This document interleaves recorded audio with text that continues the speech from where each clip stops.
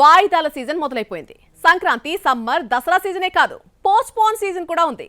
ఇది అందరిది. హరిహర వీరమల్లు నుంచి సంబరాల ఏటిగట్టి వరకు వాయిదాకు రెడీగా ఉన్న సినిమాలేంటో ఒక లుక్ ఇద్దాం పదండి. పోస్ట్ పోన్ కు ఏ ఒక్క సినిమా అతీతం కాదు. డబుల్ స్మార్ట్, దేవరా, కంగువా, తంగలాన్, కల్కి, పుష్ప 2 అంటూ ఒకటని చెప్పలేం. అన్ని వాయిదాను దాటి వచ్చినవే. పోస్ట్ పోన్ ముఖ్యంగా మెగా హీరోలను వెంటాడుతోంది.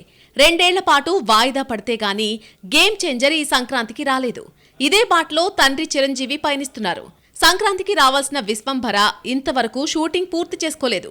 ఎప్పుడొస్తుందో చెప్పడం లేదు. ఇక 4 ఏళ్లుగా సెట్స్ పై ఉన్న హరిహర వీరమల్లు వాయిదాను మేకర్స్ కన్ఫర్మ్ చేయకపోయినా సమంత ఇండైరెక్ట్ గా చెప్పేసింది. శామ్ నిర్మాతగా మారి కొత్త వాళ్లతో తీసిన శుభంను మే 9న రిలీజ్ చేస్తున్నట్టు ప్రకటించింది.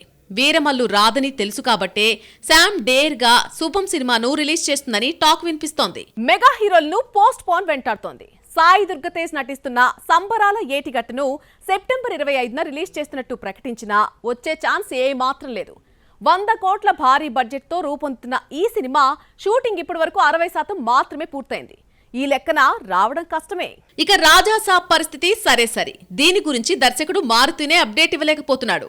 ప్రభాస్ ముందు నుంచి ఈ సినిమాను ఒక ఆప్షన్ గా ఉంచుకున్నాడు. కుదిరినప్పుడు డేట్స్ ఇవ్వడంతో 2 ఏళ్లైనా పూర్తి కాలేదు.